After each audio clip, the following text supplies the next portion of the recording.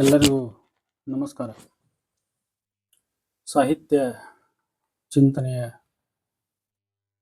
ಮಾಲಿಕೆಯ ಭಾಗವಾಗಿ 2ನೇ ಕಂತು ಕುವೆಂಪು ಅವರ ಜಲಗಾರ ಮತ್ತು ಶರಣ ತತ್ವ, ಅದರಲ್ಲೂ ಶರಣರ ಕಾಯಕ ತತ್ವ ಈ ಕುರಿತು ಒಂದು ವಿವೇಚನೆ. ಅಂದರೆ ಇಲ್ಲಿ ಮುಖ್ಯ ವಸ್ತು ಜಲಗಾರ ನಾಟಕ, ಕುವೆಂಪು ಅವರ ಜಲಗಾರ ನಾಟಕ.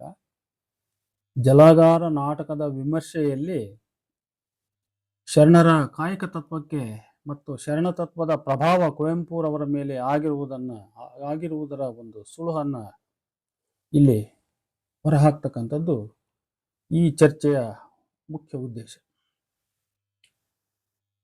ಯಥಾಸ್ಥಿತಿಯ ಬಗೆಗಿನ ಸಿಟ್ಟು, ಅಸಮಾಧಾನ ಮತ್ತು ಬದಲಾವಣೆಯ ಬಗೆಗಿನ ಪ್ರೀತಿ ಇವು ಜಲಗಾರ ಕೃತಿಯಲ್ಲಿ ಅಭಿವ್ಯಕ್ತಗೊಂಡಿರುವ ನಾಟಕಕಾರರ ಪ್ರತಿಭಾ ಮನೋಧರ್ಮ.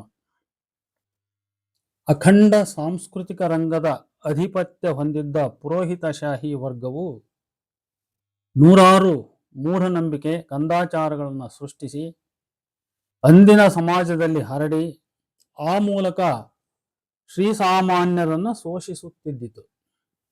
ಧಾರ್ಮಿಕ ರಂಗು ಹೊಂದಿದ ಆ ಶೋಷಣಾಸ್ತ್ರಗಳನ್ನೇ ಆ ಜೀವ ವಿರೋಧಿ, ಪ್ರಗತಿ ವಿರೋಧಿ ರೂಢಿ ಸಂಪ್ರದಾಯಗಳನ್ನೇ ಪ್ರತಿಯೊಬ್ಬನೂ ಪಾಲಿಸಲೇಬೇಕಾದ ಸತ್ಸಂಪ್ರದಾಯಗಳೆಂದು ಭಾವಿಸಿದ ಸಾಮಾನ್ಯ ಪ್ರಜೆ ಹರಕೆಯ ಕುರಿಯಂತೆ ಬಲಿಪಶುವಾಗಿದ್ದರೆ, ಪುರೋಹಿತಶಾಹಿ ವರ್ಗ ಮಾತ್ರ ಆ ಸಾಧನಗಳ ಮೂಲಕ ಇಡೀ ವ್ಯವಸ್ಥೆಯ ಮೇಲೆ ತನ್ನ ಅಧಿಪತ್ಯವನ್ನು ಅದು ಸಂಸ್ಥಾಪಿಸಿದ್ದಿತು.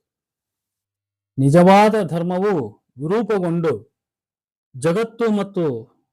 ಜಗತ್ತು ನೈತಿಕ ದಿವಾಳಿಯತ್ತ ನಡೆದಿದ್ದಿತು. ಇದು ಕುವೆಂಪು ಅವರ ಸಮಕಾಲೀನ ಸಾಮಾಜಿಕ ಪರಿಸ್ಥಿತಿ. ಸಮಕಾಲೀನ ಅಂದ್ರೆ ಅವತ್ತಿನದೇ ಅಂತಾನೂ ಅಲ್ಲ, ಆ ಹಿಂದಿನಿಂದ ಅವತ್ತಿನವರೆಗೆ ಇದ್ದುಕೊಂಡು ಬಂದಂತ ಒಂದು ಸಾಮಾಜಿಕ ಪರಿಸ್ಥಿತಿ. ಈ ಪರಿಸ್ಥಿತಿಯೇ ಕುವೆಂಪು ಅವರಿಗೆ ಜಲಗಾರ ರಚಿಸಲು ಪ್ರಗಾಢ ಅನುಭವ, ಪ್ರೇರಣೆ ನೀಡಿರುವುದಲ್ಲದೆ ಸ್ವತಃ ತಾನೇ ಈ ಕೃತಿಯ ವಸ್ತುವೂ ಆಗಿರುವುದು. ಲೇಖಕನೊಬ್ಬ ಎಷ್ಟು ಲೋಕಾನುಭವ ಸಮೃದ್ಧನಾಗಿರುತ್ತಾನೋ ಅಷ್ಟು ಆತನಿಂದ ಗಟ್ಟಿಯಾದ ಕೃತಿಗಳು ನಿರ್ಮಾಣವಾಗುತ್ತವೆ. ಆದರೆ ಅವನ ಅನುಭವಗಳೆಲ್ಲವೂ ಕಲಾಭಿವ್ಯಕ್ತಿಯನ್ನ ಪಡೆಯಲಾರವು. ಒಟ್ಟಾರೆ ಲೋಕಾನುಭವಗಳಲ್ಲಿ ಕೆಲವು ವಿಶೇಷತರ ಅನುಭವಗಳು ಮಾತ್ರ ಕಲಾಭಿವ್ಯಕ್ತಿಗೆ ಒತ್ತಾಯಿಸುತ್ತವೆ. ಈ ಕುರಿತು ಅಬೆರ್ಕ್ರೊಂಬೆ ಅವರ ಈ ಕೆಳಗಿನ ಮಾತುಗಳು ಬಹಳ ಮುಖ್ಯವಾಗಿ ನಾವು ಗಮನಿಸಬೇಕಾದ್ದು. And what peculiarly must the experience have to give it this tyrannous power over the artistic mind? The answer seems to be peculiar degree of intensity. Perhaps all experiences demand expressions, but only a peculiarly intense experience demands that remarkable kind of expressions which takes the form of artistic communications, seeking thereby not merely to proclaim its occurrence, but to proclaim itself, so to declare its very nature and substance and tone that it may come to life again in other minds ಅಂತ ಹೇಳಿ principles of literary criticism ಅನ್ನೋ ಕೃತಿಯಲ್ಲಿ ಆತ ದಾಖಲಿಸಿದ್ದಾನೆ, ಪುಟ 47. ಕುವೆಂಪು ಅವರ ಜಲಗಾರ ನಾಟಕದಲ್ಲಿ ಅಭಿವ್ಯಕ್ತಗೊಂಡಿರುವ A ಪೆಕ್ಯುಲಿಯರ್ಲಿ intense experience ಅಂದ್ರೆ ನಾವು ಮೇಲೆ ವಿವರಿಸಿದ ಅವರ ಸಮಕಾಲೀನ ಸಾಮಾಜಿಕ ಪರಿಸ್ಥಿತಿಯ ಮೂಲದಿಂದ ಬಂದದ್ದು. ಅಂದ್ರೆ ಎಲ್ಲಾ ಅನುಭವಗಳು ಕೂಡ ಒಂದು ಕಲಾರೂಪವನ್ನ ತಾಳುವಂತ ಒತ್ತಾಯವನ್ನ ನಾವು ಮಾಡಲ್ಲ, ಕೆಲವು ಪ್ರಗಾಢ ಅನುಭವಗಳು ಮಾತ್ರ ಮಾಡ್ತವೆ ಅಂತ. ಆ ಪ್ರಗಾಢ ಅನುಭವಗಳು ಕುವೆಂಪುರವರಿಗೆ ಎಂತವು ಅಂತ ಹೇಳಿದ್ರೆ ನಾವು ಆಗ್ಲೇ ಮೇಲೆ ವಿವರಿಸಿದ್ವಲ್ಲ ಆ ತರದ್ದು.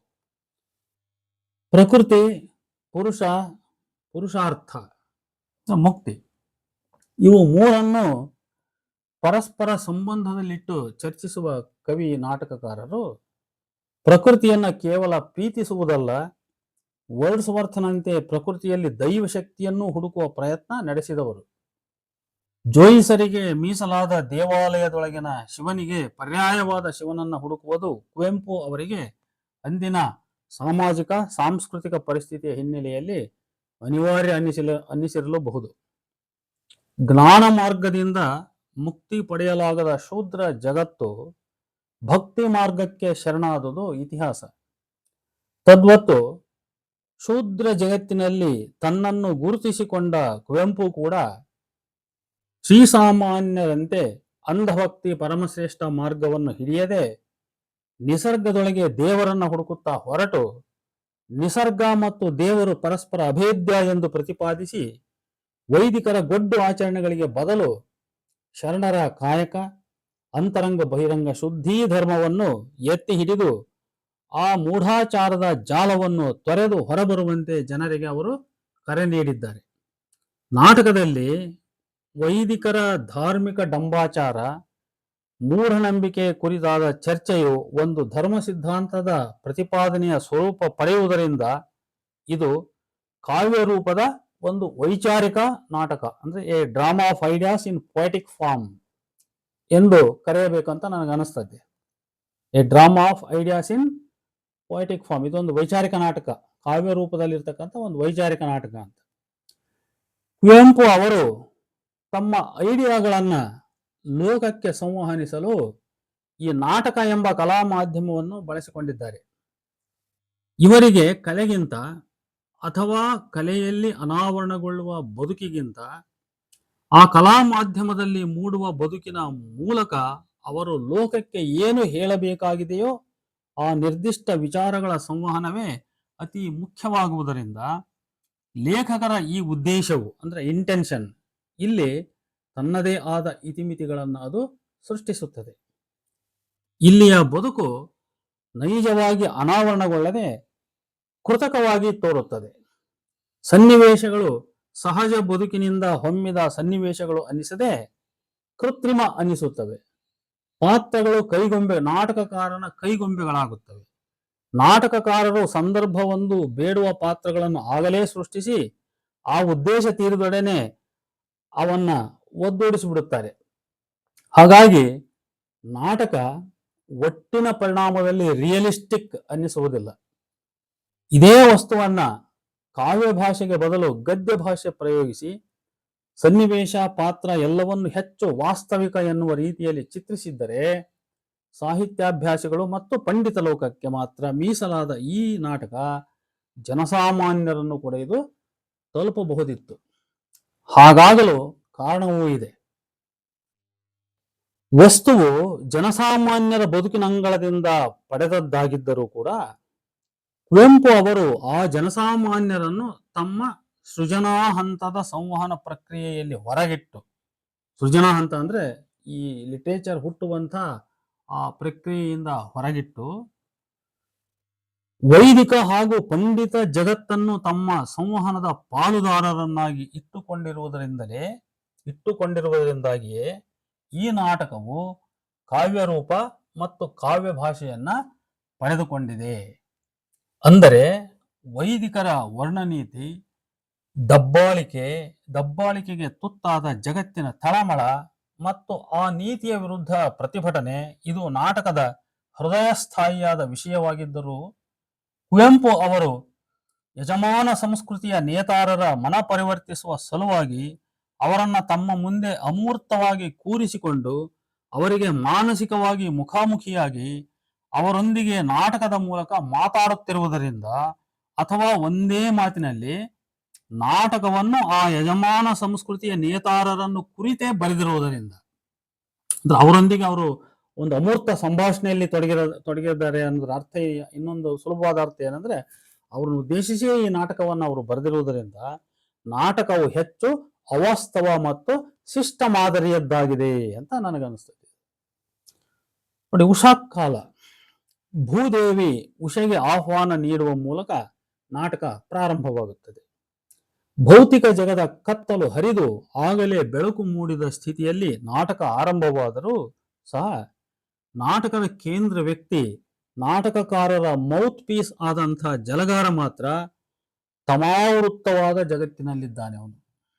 ಅರ್ಥಾತ್ ಅಜ್ಞಾನ, ಅಂಧಕಾರ, ಮೂಢನಂಬಿಕೆ, ಕಂದಾಚಾರಗಳ ಕೂಪ ಅವನ ಪ್ರಪಂಚ. ಅಂಥ ಕತ್ತಲಲ್ಲಿದ್ದು ಬೆಳಕಿಗಾಗಿ ಹಂಬಲಿಸುವ ಜಲಗಾರನ ಮನಸ್ಸು, ಅರ್ಥಾತ್ ನಾಟಕಕಾರರ ಮನಸ್ಸು, ಈ ಜಗತ್ತಿಗೆ ಆವರಿಸಿರುವ ಮಬ್ಬಿನ ಮಂಜಿನ ಮುಸುಕನ್ನು ಎತ್ತಿ ಮುತ್ತಿನ ಮಾಲೆಯನ್ನು ತರಲು ಉಷೆಗೆ ಕರೆ ನೀಡುತ್ತದೆ. ಹೀಗೆ ನಾಟಕದ ಆಶಯವು ಆರಂಭದಲ್ಲೇ ಸಾಂಕೇತಿಕ ಮಹತ್ವ ಹೊಂದಿದ ಆ ಸಾಲುಗಳಲ್ಲಿ ಅದು ವ್ಯಕ್ತವಾಗಿದೆ. ನಂತರದ ಜಲಗಾರನ ಹಾಡು ಭೂದೇವಿಯ ಹಾಡಿನ ಪುನರಾವರ್ತನೆ ಅನ್ನಿಸಿದರೂ ಸಹ ಆ ಮೊದಲಿನ ಸಾಂಕೇತಿಕ ಅರ್ಥವನ್ನು ಗಟ್ಟಿಗೊಳಿಸುವ ಮಟ್ಟಿಗೆ ಅದು ಮುಖ್ಯವೆಂದು ತೋರುತ್ತದೆ. ಜಗದ ಕಣ್ಣಿಗೆ ಆಹ್ವಾನ ನೀಡುವ ಜಲಗಾರ ಹೀಗೆ ಹಾಡುತ್ತಾನೆ: ಮಲೆಯ ಹತ್ತಿ ಮುಸುಗ ನೆತ್ತಿ ಹಸುರ ಮೇಲೆ ಮುತ್ತ ಬಿತ್ತಿ ಜಗದೆವೆಗಳ ತೆರೆಯುತ ಕಮಲಂಗಳ ಬಿರಿಯುತ ತಿರುಗೆ ಜೀವ ಕಳೆಯ ನೀಡಿ ಜನಗಳೆದೆಗೆ ರಸವ ನೋಡಿ ಮೂಡಿ ಬಾ ಬೇಗ ಬಾ ಬಾ ಬಾ. ನೋಡು, ಮಲೆಯ ಹತ್ತಿ ಮುಸುಗ ನೆತ್ತಿ ಹಸುರ ಮೇಲೆ ಮುತ್ತ ಬಿತ್ತಿ ಜಗದೆವೆಗಳ ತೆರೆಯುತ ಕಮಲಂಗಳ ಬಿರಿಯುತ ತಿರುಗೆ ಜೀವ ಕಳೆಯ ನೀಡಿ ಜನಗಳೆದೆಗೆ ರಸವ ನೋಡಿ ಮೂಡಿ ಬಾ ಬೇಗ ಬಾ ಬಾ ಬಾ. ಈ ತರದ ಹಾಡು. ನಾಟಕದ ಕೇಂದ್ರ ಪಾತ್ರವಾದ ಜಲಗಾರ ವೈದಿಕಶಾಹಿ ವ್ಯವಸ್ಥೆಯಲ್ಲಿ ಸಾಂಸ್ಕೃತಿಕ ಶೋಷಣೆಗೆ ಒಳಗಾಗಿರುವ ಶೋಷಿತರ ಧ್ವನಿಯಾಗಿರುವ ಒಬ್ಬ ಪ್ರತಿಭಟನಾಕಾರವನು. ವೈದಿಕ ಧರ್ಮಕ್ಕೆ ಪರ್ಯಾಯವಾದ ಧರ್ಮ ದರ್ಶನಗಳಿಗೆ ಜನ್ಮ ನೀಡಿದಂತಹ ಭಕ್ತಿ ಪಂಥದ, ಅದರಲ್ಲೂ ಮುಖ್ಯವಾಗಿ ವಚನಕಾರರ ತಾತ್ವಿಕ ನಿಲುವುಗಳನ್ನು ಮೈಗೂಡಿಸಿಕೊಂಡಿರುವ ಇವನು ಒಬ್ಬ ಕಾಯಕ ಯೋಗಿ. ಕರ್ಮಠರ ಆಡಂಬರ ಮೂಢ ಪೂಜಾ ಸಂಪ್ರದಾಯಗಳಿಗೆ ಬದಲಾಗಿ ಕಾಯಕದಲ್ಲೇ ದೈವ ಮೋಕ್ಷ ಎಲ್ಲವನ್ನೂ ಕಾಣುವವನು. ತನ್ನೂರ ಶಿವಗುಡಿಯ ಜಾತ್ರೆಗೆ ಕರೆದ ರೈತನಿಗೆ ಈತ ಕೊಡುವ ಉತ್ತರ ನೋಡಿ ಹೇಗಿದೆ: ಕರ್ಮವಾರಾಧನೆ, ಸೇವೆಯೇ ಪೂಜೆ, ನನ್ನ ಭಾಗಕ್ಕೆ ಪೊರಕೆ ಆರತಿ, ಗುಡಿಸುವುದೇ ನನ್ನ ದೇವರ ಪೂಜೆ. ನಿನ್ನೆ ದೇಗುಲದೆಡೆಗೆ ಹೋದೆನ್ನ ಕಂದನಂ ಬೈದಿರಿದು ನೂಕಿದರು. ಶಿವಗುಡಿಯ ಶಿವನು ಜೋಯಿಸರ ಶಿವನಂತೆ, ನನ್ನ ಶಿವನೀ ಮಣ್ಣಲಿಹನು, ನನ್ನ ಶಿವ ಕೊಳೆತ ಕಸದೊಳೆಹನು ಅಂತ ಹೇಳ್ಬಿಟ್ಟು. ನೋಡು, ಕರ್ಮವಾರಾಧನೆ, ಸೇವೆಯೇ ಪೂಜೆ, ನನ್ನ ಭಾಗಕ್ಕೆ ಪೊರಕೆ ಆರತಿ, ಗುಡಿಸುವುದೇ ನನ್ನ ದೇವರ ಪೂಜೆ. ನಿನ್ನೆ ದೇಗುಲದೆಡೆಗೆ ಹೋದೆನ್ನ ಕಂದನಂ ಬೈದಿರಿದು ನೂಕಿದರು. ಶಿವಗುಡಿಯ ಶಿವನು ಜೋಯಿಸರ ಶಿವನಂತೆ, ನನ್ನ ಶಿವನೀ ಮಣ್ಣಲಿಹನು, ನನ್ನ ಶಿವ ಕೊಳೆತ ಕಸದೊಳೆಹನು ಅಂತ ಹೇಳ್ತಾನೆ. ಆಯ್ದಕ್ಕಿ ಮಾರಯ್ಯ ಹೇಳ್ತಾನೆ, ಆತ ಕಾಯಕವೇ ಕೈಲಾಸ, ಕಾಯಕವೇ ಕೈಲಾಸ ಅಂತ ಹೇಳ್ತಾನೆ. ಕಾಯಕದೊಳ ನಿರತನಾದೊಡೆ ಗುರುವಿನ ಹಂಗರಿ, ಲಿಂಗದ ಹಂಗರಿ, ಜಂಗಮದ ಹಂಗರಿ ಅಂತ ಹೇಳ್ಬಿಟ್ಟು ಬಸವಣ್ಣ ಹೇಳಿರ್ತಕ್ಕಂಥ ಜಂಗಮ ಸೇವೆಯ ಪ್ರತಿಪಾದನೆಯನ್ನ ಆತ ಪೂರ ತಿರಸ್ಕರಿಸಿಬಿಡ್ತಾನೆ. ಕಾಯಕ ತತ್ವವನ್ನು ಮೇಲೆ ಬಿಡ್ತಾನೆ. ಆ ತರದ ಒಬ್ಬ ಕಾಯಕ ಜೀವಿ ಈ ಕುವೆಂಪುರವರ ಜಲಗಾರ. ಇವನಿಗೆ ಕಾಯಕವೇ ಸರ್ವಸ್ವ, ಕಾಯಕದೊಳಗೆ ಆ ಶಿವನಿದ್ದಾನೆ. ಹಾಗಾಗಿ ನೇಗಿಲ ಗೆರೆಯಲ್ಲಿ ಮುಕ್ತಿಯ ಹಾದಿ ಕಾಣುವೆನೆಂದು ತಾನು ಹಾಡಿದದನ್ನೇ ಮರೆತು ಶಿವಗುಡಿಯ ಜಾತ್ರೆಗೆ ಹೊರಟ ರೈತನು ನುಡಿ ನಡೆಯೊಳೊಂದಾದ ಭಕ್ತಿ ಹಿತವಪ್ಪುದು ಶಿವಂಗೆ ಎಂದರಿತು ನುಡಿಯನ್ನು ನಡೆಯಲ್ಲಿ ತೋರಿ ಬಾಳುವ ಜಲಗಾರನನ್ನ ಜಾತ್ರೆಗೆ ಕರೆಯುತ್ತಿರುವುದು ವಿಚಿತ್ರವೆನಿಸುತ್ತದೆ. ಆಗ ಜಲಗಾರ ರೈತನಿಗೆ ಅವನ ಕಾಯಕ ಧರ್ಮವನ್ನ ಜ್ಞಾಪಿಸುತ್ತಾನೆ. ನಿನ್ನ ನೇಗಿಲ ಗೆರೆಯ ದಿವ್ಯ ದೇವಾಲಯದಿ ಶಿವನ ಕಾಣೆಯ ನೀನು, ಉಳುವಾಗ ನೆಡುವಾಗ ಪೂಜೆ ಮಾಡುವೆ ನೀನು ಅಂತ. ಅಂದ್ರೆ ನೋಡಿ, ಈ ರೀತಿ ಕುವೆಂಪು ಈ ಜಲಗಾರನ ಮೂಲಕ ಒಬ್ಬ ರೈತನಿಗಲ್ಲ, ಇಡೀ ಜನಸಮುದಾಯಕ್ಕೆ ಈ ಮಾತನ್ನು ಹೇಳಿಸ್ತಾ ಇದ್ದಾರೆ. ನೀವೆಲ್ಲ ಯಾಕೆ ದೇವ್ರ ಗುಡಿಗೆ ಹೋಗಿ ಬಿಡ್ಕತ್ತೀರಿ, ನಿಮ್ಮ ಕಾಯಕದೊಳಗ ಶಿವ ಇದ್ದಾನೆ ಕಾಣ್ರಿ ಅಂತ. ಅಂದ್ರೆ ಆಯ್ದಕ್ಕಿ ಮಾರಯ್ಯನ ಈ ಸಿದ್ಧಾಂತ ಈ ಜಲಗಾರನ ಬಾಯಲ್ಲಿ ಬರ್ತದೆ. ಅದು ಆದರೂ ಅದನ್ನು ಅರ್ಥ ಮಾಡಿಕೊಳ್ಳದ ರೈತ ಸೊಗದ ಮೋರೆಯ ಪೂಜೆಯ ದೇವರ ಅರಿಯದ ಅಜ್ಞಾನಿ ಎಂದು ಜಲಗಾರನನ್ನ ಹಳಿದು ಹೋಗುತ್ತಾನೆ. ಅದು ಅವನು ಈ ವ್ಯವಸ್ಥೆಯ ಭಾಗ.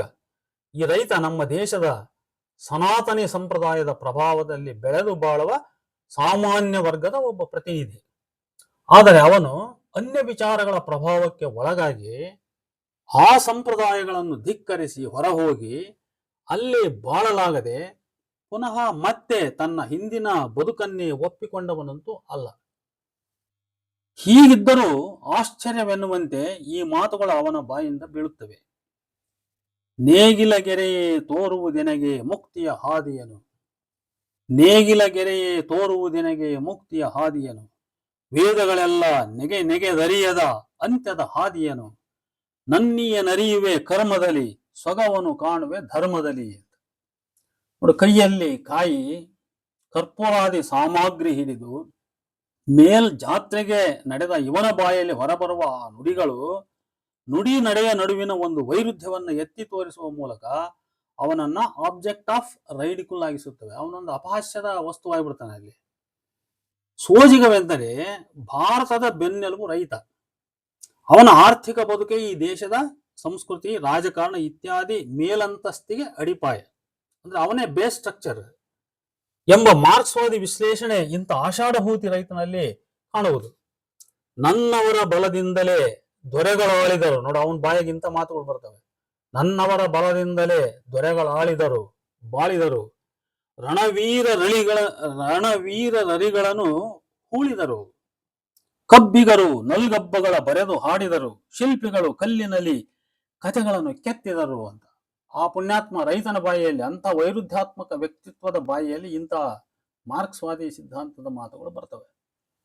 ಜಲಗಾರನು ಕಾಯಕ ಯೋಗಿಯಾಗಿರುವಂತೆಯೇ ಪ್ರಕೃತಿ ಪ್ರೇಮಿಯು, ಪ್ರಕೃತಿಯಲ್ಲಿ ದೈವ ದರ್ಶನ ಪಡೆಯುವ ಆಕಾಂಕ್ಷೆ ಹೊಂದಿದ ರಸಋಷಿಯೂ ಆಗಿದ್ದಾನೆ. ತನ್ನ ಮಾತನ್ನು, ಉಪದೇಶವನ್ನು ಉಲ್ಲಂಘಿಸಿ ಜಾತ್ರೆಗೆ ನಡೆಯುವ ರೈತ ಮತ್ತು ಅಂಥ ಇತರೆ ಯಾವುದೇ ಶ್ರೀಸಾಮಾನ್ಯರನ್ನು ಕುರಿತು ಜಲಗಾರ ಮಾಡುವ ಟೀಕೆ ತುಂಬಾ ಗಮನಾರ್ಹವಾದದ್ದು. ಅವರು ಕಣ್ಣುಳ್ಳ ಕುರುಡರು. ಅವರಿಗೆ ಪ್ರಕೃತಿ ಮಾತೆಯ ತೇಜಸ್ಸು ಓಜಸ್ಸುಗಳು ಕಾಣವು.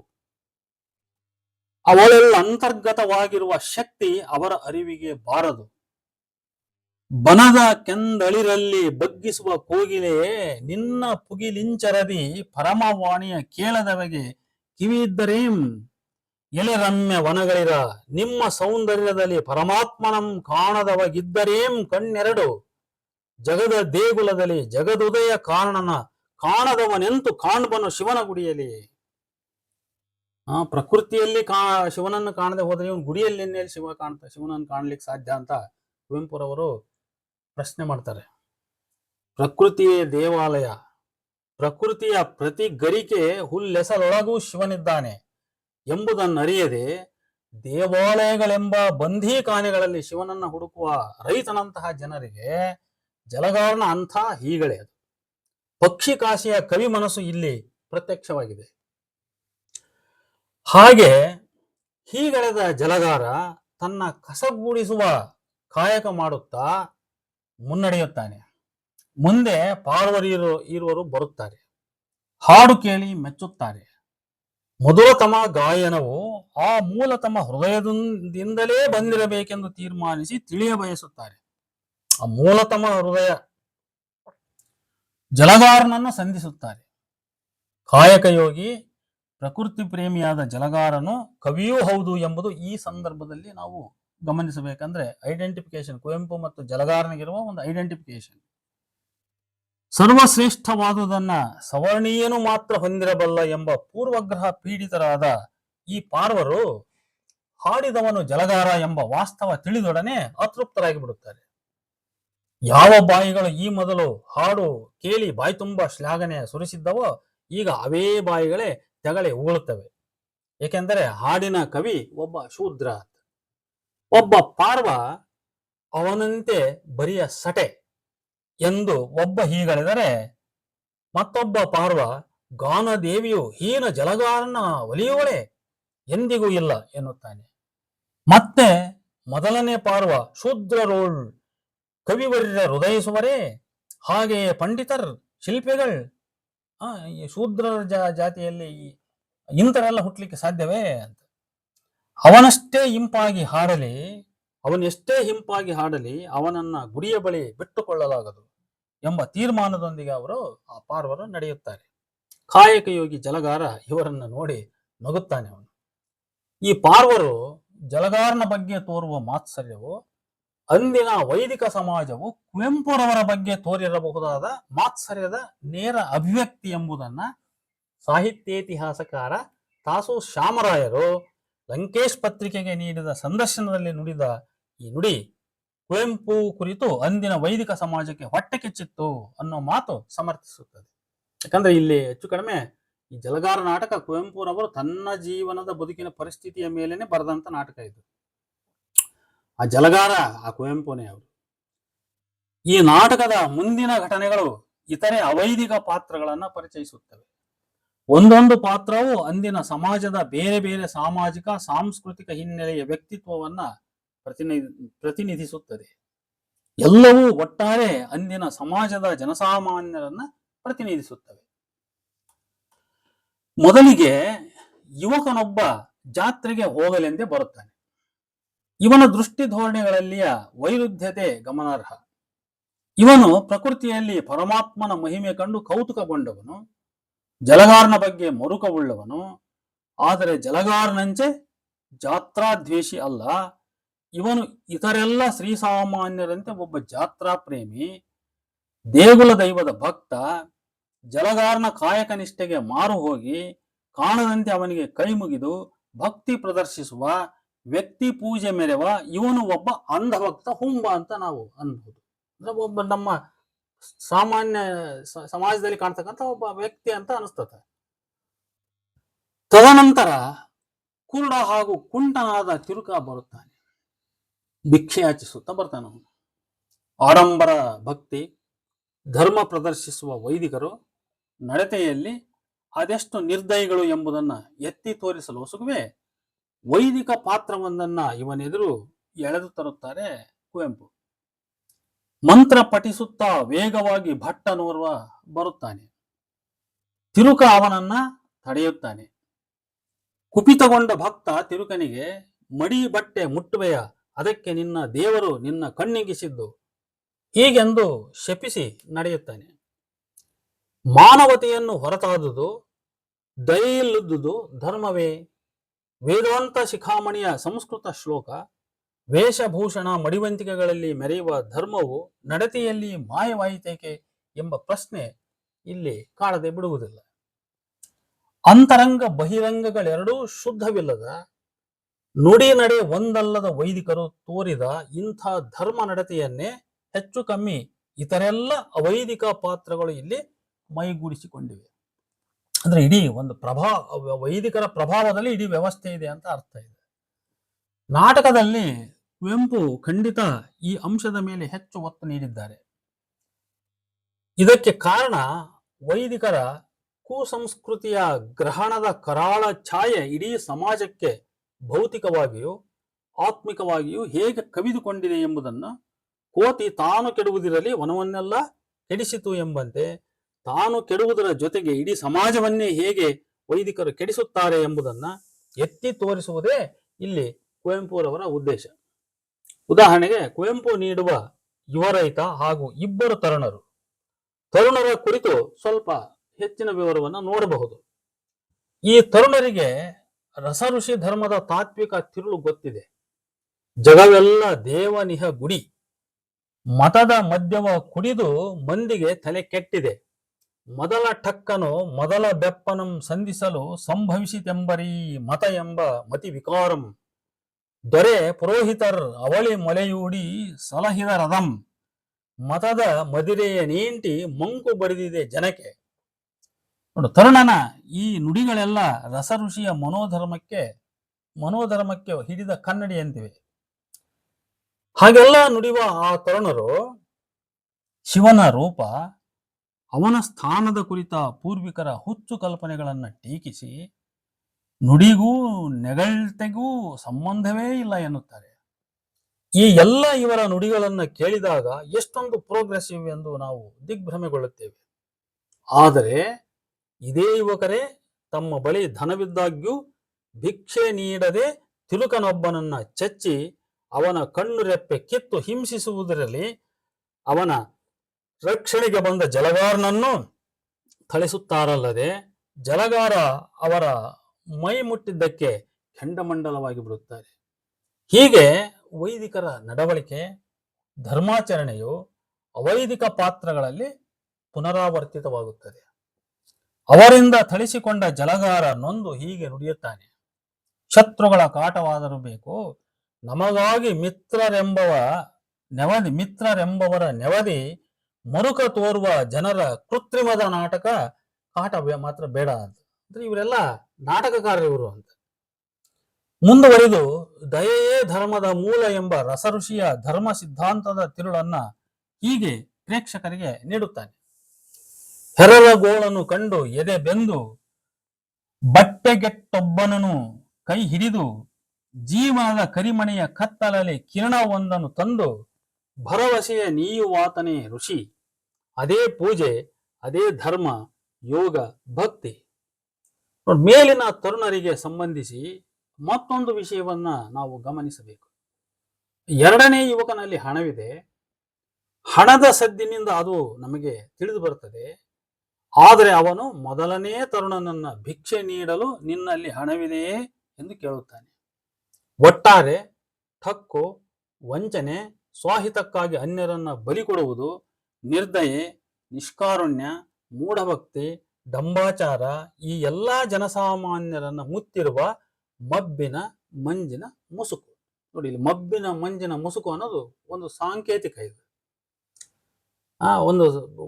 ಒಂದು ಸಂಕೇತ ಇದು. ಅದು ಇದನ್ನೆಲ್ಲ ಪ್ರತಿನಿಧಿಸ್ತದೆ.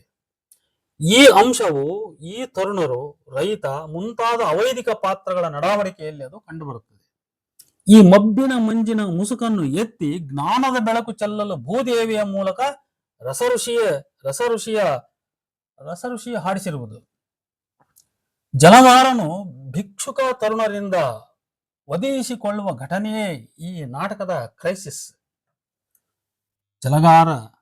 ಜಲಗಾರನು ಭಿಕ್ಷುಕ ತರುಣರಿಂದ ಅವನು ಹೊಡಿಸಿಕೊಂತಾನಲ್ಲ, ಅದೇ ಆ ನಾಟಕದ ಕ್ರೈಸಿಸ್. ಅದು ಇನ್ನು ಎರಡನೇ ದೃಶ್ಯ. ಸಂಜೆಯ ವೇಳೆ ಭೂದೇವಿ ತನ್ನ ಹಾಡಿನಲ್ಲಿ ಸುಖ ಶಾಂತಿಗಳನ್ನು ತರಲು ಸಂಜೆ ಬೆನ್ನಿಗೆ ಕರೆ ನೀಡುತ್ತಾಳೆ. ಹಿಂದಿನ ಹಾಡುಗಳಲ್ಲಿ ಕಂಡಂತೆ ಇಲ್ಲೂ ಸಹ ಪ್ರಕೃತಿ ಬಗೆಗಿನ ಗಾಢ ಪ್ರೀತಿ ದಟ್ಟವಾಗಿದೆ. ಈ ಸಂಜೆಯಲ್ಲಿ ಮತ್ತೆ ಕಾಯಕ ಯೋಗಿ ಜಲಗಾರ ತನ್ನೆಲ್ಲರಿಗೆ ಮೈಯೊಡ್ಡಿ ಎತ್ತರದ ಬಂಡೆಯೊಂದರ ಮೇಲೆ ಕೂಡುತ್ತಾನೆ.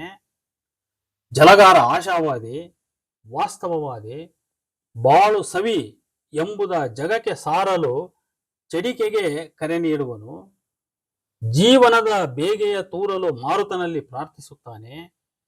ಇಲ್ಲಿ ಗಮನಿಸಬೇಕಾದ ಒಂದು ಮುಖ್ಯ ಅಂಶ, ತನ್ನ ಕಾಯಕ ತೊಳಗುತಿಹ ಚುಕ್ಕೆಗಳ ಕಾಂತಿಗಿಂತಲೂ ಸ್ಥಿರ ಎಂಬ ಜಲಗಾರನ ಅಹಮಿಕೆ. ಈ ಅಂಶ ನಾಟಕ ಕರ್ತೃ ಮತ್ತು ಜಲಗಾರನ ನಡುವಿನ ಐಡೆಂಟಿಟಿಯನ್ನ ಸೂಚಿಸುತ್ತದೆ ಮತ್ತು ಅದನ್ನು ಅದು ಗಾಢಗೊಳಿಸುತ್ತದೆ. ಕಾವ್ಯ ಕೃಷಿಯನ್ನು ಕುವೆಂಪು ಹಾಗೆಂದು ಭಾವಿಸಿ ಆ ಕೃಷಿ ಕಾರ್ಯಕ್ಕೆ ತಮ್ಮನ್ನ ಸಂಪೂರ್ಣ ಡೆಡಿಕೇಟ್ ಮಾಡಿಕೊಂಡು ಬಾಳಿದ್ದರಿಂದಲೇ ಕನ್ನಡ ನಾಡಿನಲ್ಲಿ ಅವರ ಹೆಸರು, ಅವರ ಕೃತಿಯ ಪ್ರಜ್ವಲ ಕಾಂತಿ ಸ್ಥಿರವಾಗಿದೆ. ಕುವೆಂಪುರವರ ಜಲಗಾರ ಅವರಂತೆಯೇ ಆಶಾವಾದಿ ಮತ್ತು ವಾಸ್ತವವಾದಿ. ನಮ್ಮ ಬಾಳಿದು ಬರಿಯ ಮಾಯೆಯಲ್ಲ, ನಮ್ಮ ಕರ್ಮವು ಬರಿಯ ಕನಸಲ್ಲ. ಕುವೆಂಪುರವರಿಗೆ ವೇದಾಂತ ಗೊತ್ತಿತ್ತು, ಶಂಕರರನ್ನ ಚೆನ್ನಾಗಿ ಅರ್ಥ ಮಾಡಿಕೊಂಡಿದ್ರು. ಆದ್ರೂ ಕೂಡ ಅವರು ಮಾಯಾವಾದದ ಪ್ರಭಾವದಲ್ಲಿ ಇದ್ದವರಲ್ಲ ಅಂತ. ಜಾತ್ರೆಗೆ ಹೋಗಿದ್ದ ರೈತ ಜಾತ್ರೆಯಿಂದ ಈಗ ಹಿಂದಿರುಗಿ ಬರುತ್ತಾನೆ. ಜಲಗಾರ ಮತ್ತೆ ಅವನೊಂದಿಗೆ ಮಾತಿಗಿಳಿಯುತ್ತಾನೆ. ಮೊದಲನೇ ದೃಶ್ಯದಲ್ಲಿ ಕಂಡುಬಂದ ಭಾವಾವೇಗ, ಕೋಪ, ನಿಷ್ಕರುಣೆಯ ಅಲೆ ಇಲ್ಲಿಲ್ಲ. ಇದು ಸಂಜೆ, ತಂಗಾಳಿ ಬೀಸ್ತಾ ಇದೆ, ಚಂದಿರನ ಬೆಳಕು, ಈ ಭೌತಿಕ ವಾತಾವರಣಕ್ಕೆ ಸೂಕ್ತವಾದ ತಿಳಿ ಮನಸ್ಸು. ಇಲ್ಲಿ ಎಲ್ಲವೂ ಶಾಂತವಾಗಿ ನಡೆಯುತ್ತದೆ. ಜಲಗಾರನ ಪ್ರಶ್ನೆಗೆ ರೈತ ನೀಡುವ ಉತ್ತರಗಳನ್ನು ಗಮನಿಸಿದಾಗ ಜನಮರಳೋ ಜಾತ್ರೆ ಮರಳೋ ಎಂಬ ನುಡಿ ಮನದಿ ಸುಳಿಯದೆ ಇರದು. ಜಾತ್ರೆಗಳೆಲ್ಲ ಬೂಟಾಟಿಕೆಯ ಭಕ್ತಿ ಪ್ರದರ್ಶನ ಎಂಬುದಕ್ಕಿದು ನಿದರ್ಶನ. ಜಾತ್ರೆಗೆ ಹೋಗಿಯೂ ಶಿವನನ್ನ ತರಲಿಲ್ಲಬೇಕೆ ಎಂಬ ಪ್ರಶ್ನೆಯನ್ನ ರೈತನು ಅರ್ಥ ಮಾಡಿಕೊಳ್ಳುವುದೇ ಇಲ್ಲ. ರೈತ ಕಂಡದ್ದು ಶಿವನನ್ನಲ್ಲ, ಏಕೆಂದರೆ ಶಿವನಿಲ್ಲ ಅಲ್ಲಿ. ಅವನು ಕಂಡಿದ್ದು ಅಲ್ಲಿಯ ವೈಭವ, ಮೆರವಣಿಗೆ, ಜನ, ಧನ, ಗಲಭೆ, ರಮ್ಯನೋಟ, ಚಂದನೆ ವಿಗ್ರಹ, ಆಕರ್ಷಣೀಯವಾದ ಜರತಾರಿಧಾರಿ ಜೋಯಿಸರ ಮೇಳ, ಆರತಿ, ಘಂಟೆ ಜಾಗಟೆಗಳ ಸದ್ದು, ಅವರು ಸುರಿದ ಮಂತ್ರಘೋಷ.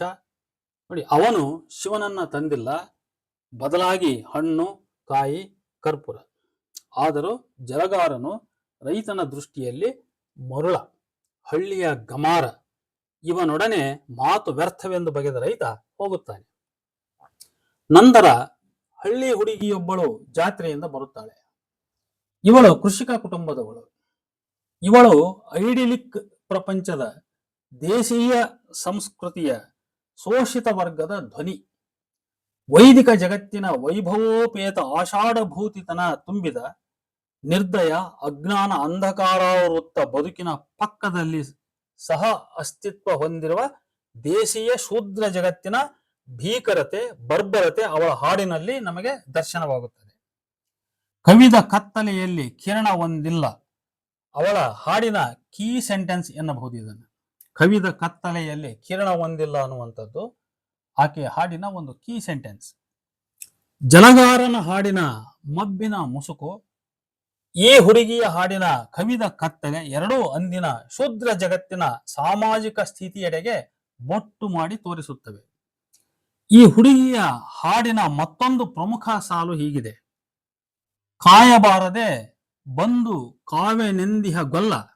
ಕಾಯಬಾರದೆ ಬಂದು ಕಾವೆನೆಂದಿಹ ಗೊಲ್ಲ, ಇದು ಭಗವದ್ಗೀತೆಯಲ್ಲಿ ಶ್ರೀಕೃಷ್ಣ ನೀಡಿದ ಭರವಸೆಯನ್ನು ಅದು ಪ್ರಶ್ನಿಸುತ್ತದೆ. ಜಗತ್ತಿನಲ್ಲಿ ಅಷ್ಟೊಂದು ಅನ್ಯಾಯ ತಲೆ ಎತ್ತಿ ಮೆರೆದರೂ ಕೂಡ, ಧರ್ಮವು ಅಪಾಯದ ಅಂಚಿನಲ್ಲಿದ್ದರೂ ಆ ಗೊಲ್ಲ ಮತ್ತೇಕೆ ಅವತರಿಸಿ ಬರಲಿಲ್ಲ ಅಂತ. ಈ ಹುಡುಗಿಯ ಒಡಲಾಳದ ನೋವು ಅವಳ ಕುಟುಂಬದ ದುರ್ಗತಿಯ ಪರಿಣಾಮವೇ ಆಗಿದೆ. ಭಾರತವು ಶಾಂತಿ ಸಮೃದ್ಧಿಯ ನಾಡು, ಸುಸಂಸ್ಕೃತಿಯ ಬೀಡು ಎಂಬ ಪಳ್ಳು ಉವಾಚವನ್ನು ಪುನರ್ ಪರಿಶೀಲಿಸ ಹಚ್ಚುತ್ತದೆ ಅದು. ಮಾತ್ರವಲ್ಲ, ವೈದಿಕ ನಿರ್ಮಿತ, ವೈದಿಕ ಪರ ಸುಸಂಸ್ಕೃತಿಯ ಒಡಲಾಳದಲ್ಲಿ ಈ ದೇಶದ ಜನಸಂಖ್ಯೆಯ ಸಿಂಹಪಾಲಿರುವ ಶೂದ್ರರ ಕುತ್ಸಿತ ಭೀಭತ್ಸ ಬದುಕು ವೈದಿಕರ ಸುಸಂಸ್ಕೃತಿಯೊಂದಿಗೆ ಏರ್ಪಡಿಸಿಕೊಂಡಿರುವ ವೈರುಧ್ಯವನ್ನು ಬಹಳ ನಿಚ್ಚಳವಾಗಿ ತೋರಿಸುತ್ತದೆ. ಹುಡುಗಿಯ ನಿರ್ಗಮನದ ನಂತರ ಹಾರುವರು ಬರುತ್ತಾರೆ. ಇವರ ಸಂಭಾಷಣೆಯಲ್ಲಿ ಜಾತ್ರೆಯು ಶೋಷಕರಿಗೊಂದು ಶೋಷಣೆಯ ಅಸ್ತ್ರವೆಂಬುದು ಸುಸ್ಪಷ್ಟ. ಶಿವಗುಡಿಯ ದೆಸೆಯಿಂದಲೇ ಈ ಹಾರುವರ ಹೊಟ್ಟೆಗೆ ಹಿಟ್ಟು, ಬಟ್ಟೆಗೆ ದುಡ್ಡು, ಇವರ ಜುಟ್ಟಿಗೆ ಹೂ, ಎಣ್ಣೆ ಇತ್ಯಾದಿ. ಈ ಗುಟ್ಟನ್ನ ರಟ್ಟು ಮಾಡಿದರೆ ಕೆಟ್ಟೇವು ಎಂಬ ಎಚ್ಚರ ಆ ಭಟ್ಟರಿಗಿದೆ. ಇಲ್ಲೊಬ್ಬ ಕಬ್ಬಿಗ ಹಾಡುತ್ತಾ ಬರುತ್ತಾನೆ. ಸಮಕಾಲೀನ ಸಮಸ್ಯೆಗಳ ಕುರಿತಾಗಿ ಯಾವುದೇ ಗಂಭೀರ ಚಿಂತನೆ ಕೈಗೊಳ್ಳದೆ, ಕಾರಣ ಚಿಂತಿಸಿದರೆ ತಮ್ಮ ಸುಖಕ್ಕೆ ಭಂಗ ಬರುತ್ತದೆ ಎಂದು ಹೊರಗದೆ ಮರುಗದೆ ಸ್ವಾರ್ಥಿಗಳಾಗಿ ಸ್ವಾಸಂತೃಪ್ತಿಯಲ್ಲಿ ತಲ್ಲೀನರಾಗಿ ಜೀವನ ನಡೆಸುವ ಬುದ್ಧಿಜೀವಿಗಳ ಮಾದರಿ ಅವನು. ಅವನ ನುಡಿಗಳು ಜೊಳ್ಳು. ಅಂತೆಯೇ ಆಲಸಗಾರರ ಹಿಂಡೂ ಒಂದಿದೆ. ಬದುಕಿನ ಸಾಧಕ ಬಾಧಕಗಳ ಪರಿವಿಲ್ಲದೆ ಹಾರಿಯಾಡುವ ಹಕ್ಕಿಗಳಂತೆ ಆನಂದಮಯ ಬದುಕು ನಡೆಸುವ ಜವಾಬ್ದಾರಿ ಹೀನರ ಪ್ರತಿನಿಧಿಗಳು ಅವರು. ಇವರ ಜೊತೆಗೆ ಜನರ ಗುಂಪೊಂದು ನಿರ್ಗಮಿಸಿದ ನಂತರ ಜಲಗಾರ ಏಕಾಂಗಿಯಾಗಿ ಕುಳಿತುಕೊಳ್ಳುತ್ತಾನೆ, ಶಿವಧ್ಯಾನಗೈಯುತ್ತಾನೆ. ನಿಜವಾದ ಶಿವ, ನಿಜವಾದ ಧರ್ಮಗಳ ಹುಡುಕಾಟದಲ್ಲಿದ್ದ, ತನ್ನ ಸುತ್ತಲ ವಾಸ್ತವ ಬದುಕಿನಲ್ಲಿ ನಡೆಯುತ್ತಿರುವ ಅನ್ಯಾಯ, ಅನಾಚಾರ, ಅಧರ್ಮಗಳಿಗೆ ರೋಸಿ ಹೋಗಿದ್ದ ಜಲಗಾರ ಅಂತರ್ಮುಖಿಯಾಗಿ ಧ್ಯಾನಿಸಲು ತೊಡಗುತ್ತಾನೆ. ವೇದೋಪನಿಷತ್ತು, ಯಜ್ಞ, ಯಾಗಾದಿ ವೈದಿಕ ಡಂಬಕರ ಶೋಷಕ ಧರ್ಮಶಾಸ್ತ್ರ ಧರ್ಮಾಚರಣೆಗಳ ಕಿಂಚಿತ್ ಜ್ಞಾನವಿಲ್ಲದ ಇವನಿಗೆ ತನ್ನಂತರಂಗವೇ ಶಿವನೆಂಬುದು ಮಾತ್ರ ಗೊತ್ತು. ನೋಡಿ, ಇದೊಂದು ರೀತಿಯ ಭಕ್ತಿ ಪಂಥದ ಒಂದು ಜೀವ ಅಂತ ನನಗನ್ನಿಸ್ತದೆ. ಯಾವುದು ಇದು ಜಲಗಾರನ ಪಾತ್ರ. ಅಲ್ಲಿ ಜ್ಞಾನಕ್ಕೆ ಮಹತ್ವ ಇಲ್ಲ, ಭಕ್ತಿ ಒಂದಿದ್ರೆ ಸಾಕು ಅಂತ. ಇವನ ತಪಸ್ಸಿಗೆ ಶಿವನು ಪ್ರತ್ಯಕ್ಷನಾಗುತ್ತಾನೆ. ಅದು ಜಲಗಾರನ ವೇಷದಲ್ಲಿಯೇ. ದೇವಾಲಯಗಳೆಂಬ ವೈದಿಕ ಬಂಧೀಖಾನೆಗಳ ಶಿವನಿಗೆ ಬದಲಾಗಿ ಪ್ರತಿಯೊಬ್ಬ ಮನುಜಾತ್ಮವೂ ಒಂದೊಂದು ಶಿವಾಲಯವೆಂದು, ಆ ಅಂತರಂಗದ ಶಿವದರ್ಶನಕ್ಕೆ ಅಂತರಂಗ ಬಹಿರಂಗ ಶುದ್ಧಿ ನಡೆನುಡಿ ಒಂದೇ ಆಗಿರುವುದು ಅಗತ್ಯ ಎಂಬ ಶರಣತತ್ವ ಸಾರದ ಸ್ಪರ್ಶ ನಮಗೆ ಇಲ್ಲಿ ಆಗುತ್ತದೆ. ದೇವಾಲಯವನ್ನು ಶಿವಶರಣರು ಕೂಡ ದೇವಾಲಯವನ್ನು ನಿರಾಕರಿಸಿ ದೇಹವೇ ದೇವಾಲಯ ಅನ್ನುವ ನಿರ್ಣಯಕ್ಕೆ ಬಂದವರು. ದೇಹವೇ ದೇವಾಲಯ, ಶಿವನೆಲ್ಲಿದ್ದಾನೆ ಅಂದ್ರೆ ಭಕ್ತನ ಹೃದಯ ಗುಹೆಯಲ್ಲಿದ್ದಾನೆ ಅಂತ. ಭಕ್ತನ ದೇಹ ಕಾಯವನ್ನು ಬಿಟ್ಟು ಹೊರತಾದ ಅಸ್ತಿತ್ವ ಆ ಶಿವನಿಗೆ ಇಲ್ಲ ಅನ್ನುವಂಥ ತೀರ್ಮಾನಕ್ಕೆ ಶರಣರು ಹೇಗೆ ಬಂದರೋ ಅಂಥದೇ ತೀರ್ಮಾನವನ್ನು ಇಲ್ಲಿ ಕುವೆಂಪುರವರ ಜಲಗಾರ ಬರ್ತಾನೆ. ಇಲ್ಲಿಯವರೆಗೆ ನಾವು ನಾಟಕದಲ್ಲಿ ನಾವು ಕಂಡ ಜಲಗಾರ ವೇಷದ ಒಬ್ಬ ಶಿವ. ಈಗ ಕಾಣುವವನು ಶಿವನ ವೇಷದ ಜಲಗಾರ. ಶಿವ ಬೇರೆ ಅಲ್ಲ, ಸದಾಚಾರ ಸನ್ನಡತೆಯ ಶೂದ್ರ ಜಲಗಾರ ಬೇರೆ ಅಲ್ಲ. ಹೀಗೆ ಶೂದ್ರಾವತಾರಿ ಶಿವನನ್ನು ಪ್ರೇಕ್ಷಕರ ಮುಂದೆ ನಿಲ್ಲಿಸಿ ಪ್ರೇಕ್ಷಕರಲ್ಲಿ ರೋಮಾಂಚನ ಹುಟ್ಟಿಸುತ್ತಾರೆ ಕುವೆಂಪು. ಮೂಲಭೂತವಾದಿ ವೈದಿಕರೊಡಲಿಗೆ ಕಿಚ್ಚು ಹಚ್ಚುವ, ಶಿವತತ್ವ ಸ್ಪರ್ಶಕ್ಕೆ ಅನರ್ಹವೆಂದು ಭಾವಿಸಿದ್ದ ಕೀಳರಿಮೆಯ ಶೂದ್ರರಲ್ಲಿ ರೋಮಾಂಚನ ಹುಟ್ಟಿಸಿ ಮೈರೋಮ ನಿಮಿರಿಸುವ ಶಿವತ್ವ ಶೂದ್ರತ್ವಗಳ ಸಮಾವೇಶವು ಇಲ್ಲಿ ಕ್ರಾಂತಿಕಾರಕವೆನ್ನಿಸಿದರೂ ಕೂಡ ಇದು ಹೊಸದಲ್ಲ. ಏಕೆಂದರೆ ಕುವೆಂಪು ಇಲ್ಲಿ ಶರಣ ಚಳವಳಿಯ ಮೂಲ ಸಿದ್ಧಾಂತವನ್ನು ಎತ್ತಿ ಹಿಡಿದಿದ್ದಾರೆ ಅನ್ನೋದು ಸ್ಪಷ್ಟ. ಇಲ್ಲಿ ಶರಣತತ್ವ ಏನನ್ನ ಕಟ್ಟಿಕೊಂಡಿತೋ ಅದರ ಒಳಸಾರವನ್ನ ಈ ಜಲಗಾರ ಪಾತ್ರದ ಮುಖಾಂತರ ಕುವೆಂಪುರವರು ಈ ಜಲಗಾರ ನಾಟಕದಲ್ಲಿ ಕಟ್ಟಿಕೊಟ್ಟಿದ್ದಾರೆ. ಅಂದು ಕೊನೆಗೆ ಶಿವನು ಜಲಗಾರನನ್ನ ತನ್ನಲ್ಲಿ ಲೀನವಾಗಿಸಿಕೊಳ್ಳುತ್ತಾನೆ. ಇಲ್ಲಿಗೆ ನಾಟಕ ಮುಗಿಯುತ್ತದೆ. ಶಿವ ಮತ್ತು ಜಲಗಾರನ ನಡುವಿನ ಸಂಭಾಷಣೆಯಲ್ಲಿ ಪರಿಶೀಲಿಸಬೇಕಾದ ಕೆಲವು ಅಂಶಗಳಿವೆ. ಕ್ಷಣಕ್ಕೂ ಜಗದ ಪಾಪವ ನುಂಗುವ ಈ ಜಲಗಾರ ಸೃಷ್ಟಿಯನ್ನ ಸುಡುತ್ತಿದ್ದ ಹಾಲಾಹಲವ ನುಂಗುತ್ತಿದ್ದ ನಂಜುಗೊರಲ ಅರ್ಥಾತ್ ಶಿವ ವೈವಿಧ್ಯಮಯವಾದ ರಮ್ಯವಾದ ಈ ಭೌತಿಕ ಪ್ರಪಂಚದಲ್ಲಿ ಪ್ರಕೃತಿಯಲ್ಲಿ ತಾನಿರುವುದಾಗಿ ಹೇಳುತ್ತಾನೆ.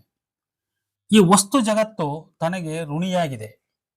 ಚುಕ್ಕೆ, ಚಂದ್ರಮ, ಕಡಲು, ನದಿ, ಅರಣ್ಯ ಇತ್ಯಾದಿ ಇವೆಲ್ಲದರ ಸೃಷ್ಟಿಕರ್ತ ತಾನೇ. ಗಗನಕ್ಕೆ ಚಂದ್ರನನ್ನ ಬಿಸುಟಿದ, ಗಂಗೆಯ ಹಿಮಗಿರಿಗೆ, ಹಾವುಗಳ ಪಾತಾಳಕ್ಕೆ ಎಸೆದ, ಜೋಯಿಸರು ಹಚ್ಚಿದ ಮೈಬೂದಿ ಮಸಣಕ್ಕೆಸೆದ, ಶಾಸ್ತ್ರಿಗಳು ಶಿವನಿಗೆ ಕೊಟ್ಟ ದಾನಗಳಲ್ಲಿ ಎಲ್ಲವೂ ಅಳಿದು ಕೊನೆಗೆ ಉಳಿದವನು ಜಲಗಾರ ಮಾತ್ರ.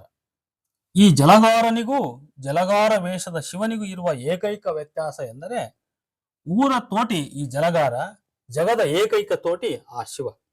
ಸ್ವತಃ ಶಿವನೇ ಹೀಗೆನ್ನುತ್ತಾನೆ, ನೀನೇ ನಾನಾಗಿಹೆನು, ನಾನೇ ನೀನಾಗಿರುವೆ. ನೀನು ನಾನುಗಳೆರಡು ದ್ವೈತಗಳು, ಆದರೆ ಈ ದ್ವೈತಗಳು ಅಳಿದು ಇಲ್ಲಿ ಅದ್ವೈತ ಅಂದ್ರೆ ನಾನು ಬೇರೆಯಲ್ಲ ನೀನು ಬೇರೆಯಲ್ಲ ಅಂತ. ಇದೇ ತತ್ವ ಸಿದ್ಧಾಂತವನ್ನ ನಾವು ಶರಣ ತತ್ವದಲ್ಲಿ ಕಾಣುತ್ತೇವೆ. ಅಲ್ಲಿ ಭಕ್ತ ಮತ್ತು ಶಿವ ಅಭಿನ್ನ. ಶಿವ ಬೇರೆಯಲ್ಲ, ಭಕ್ತ ಬೇರೆಯಲ್ಲ. ಆದ್ರಿಂದ ಶರಣರಲ್ಲಿರುವ ಅದ್ವೈತ ತತ್ವ ಅಂದ್ರೆ ಭಕ್ತ ಶಿವದ ಅಭೇದ ತತ್ವ ಕುವೆಂಪುರವರ ಜಲಗಾರ ನಾಟಕದಲ್ಲಿ ಹಾಜರು. ಹೀಗೆ ಜಲಗಾರ ನಾಟಕವು ಜಲಗಾರನೆಂಬ ಜೀವಾತ್ಮವು ಪರಮಾತ್ಮನಲ್ಲಿ ಐಕ್ಯವಾಗುವುದರೊಂದಿಗೆ ಇತಿಶ್ರೀ ಹಾಡುತ್ತದೆ. ನೋಡಿ, ಜಲಗಾರ ನಾಟಕವು ಜಲಗಾರನೆಂಬ ಜೀವಾತ್ಮವು ಪರಮಾತ್ಮನಲ್ಲಿ ಐಕ್ಯವಾಗುವುದರೊಂದಿಗೆ, ಇದೊಂದು ರೀತಿಯ ಸಂಕೇತ ಅಂತ ಅನಿಸ್ತದೆ. ಇದೊಂದು ಸಾಂಕೇತಿಕವಾದ ಕ್ರಿಯೆ ಅಂತ. ಐಕ್ಯವಾಗುವುದರೊಂದಿಗೆ ಇತಿಶ್ರೀ ಹಾಡುತ್ತದೆ. ಪ್ರಕೃತಿ ಬಗೆಗಿನ ಪ್ರೀತಿ, ಕಾಯಕ ನಿಷ್ಠೆ, ನಿಜ ಧರ್ಮ ತತ್ವದ ಬಗೆಗಿನ ಶ್ರದ್ಧೆ ಇವು ಅವನನ್ನ ಮುಕ್ತಿಗೆ ಕೊಂಡೊಯ್ಯಲು ನೆರವಾಗಿವೆ.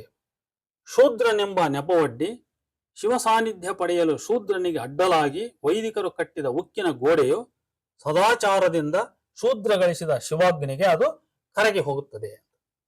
ಇಷ್ಟು ಹೇಳ್ತಾ ಈ ನಾಟಕದ ವಿಮರ್ಶೆಯನ್ನು ನಾನು ಇಲ್ಲಿಗೆ ಮುಕ್ತಾಯಗೊಳಿಸ್ತಾ ಇದ್ದೇನೆ. ನಮಸ್ಕಾರ.